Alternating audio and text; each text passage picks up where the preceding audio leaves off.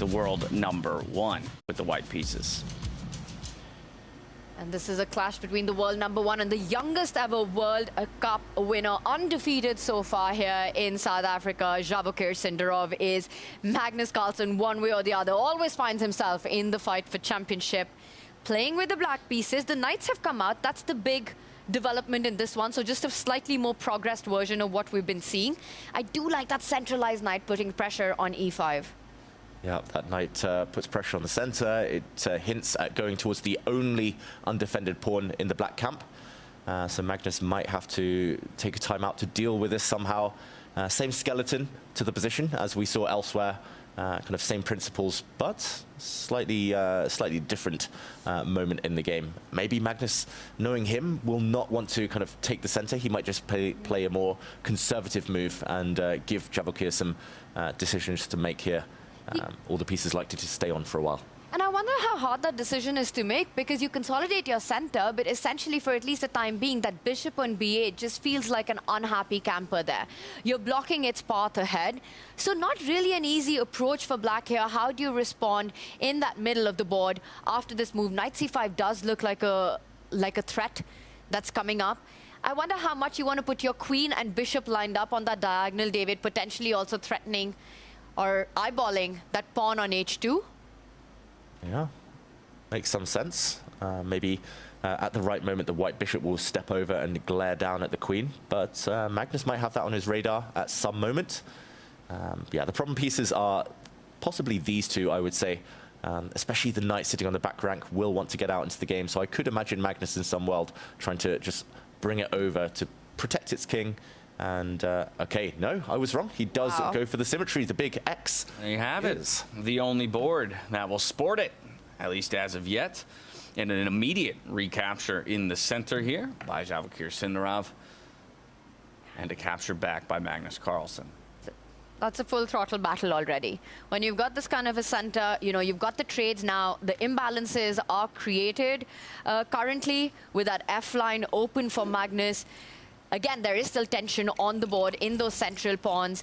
Will Sindarov step up with his bishop, attack rook? This is where it starts getting about calculation. I'm expecting Sindarov to take his time now, because this is starting to get tricky. Yeah, Magnus has played a very high responsibility move. Magnus is the one with the more space now. He has the 2 pawns in the center. That will remain the case if we see another trade. But now it is hard for black to touch anything. If black ever takes the white pawn, then white will prefer to take with a piece, leaving black with an isolated pawn in the center. And if Magnus ever steps forward, he will lose a lot of flexibility. I'm not sure he's ready for that with his pieces still on the back rank. So Magnus just doesn't want to touch the center. Javokhir is going to try and put pressure and say, okay, you've overextended. You have with some weaknesses. Magnus has to justify what he's done.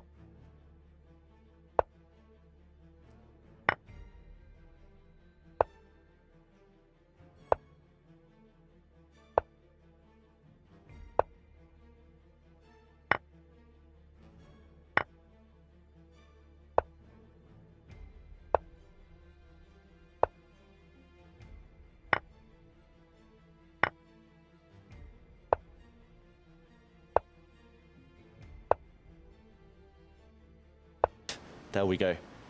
Checked back where it came from. And you can't step up because then the rook loses connection to the bishop. Magnus would immediately start advancing the pawn, and he does.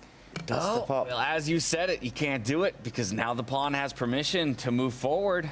So off we go towards the promotion square. This is over. This has got to be busted now. You could also queen instantly.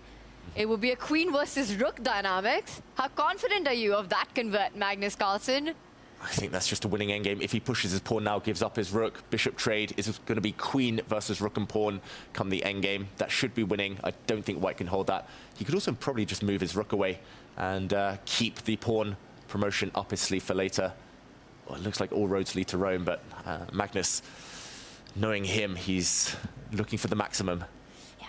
He's got to make a decision in under 30 seconds. Only two moves possible here. Either the rook slide defending the bishop or the a-pawn moving forward. A more direct path to having that material advantage. Magnus does push the a-pawn.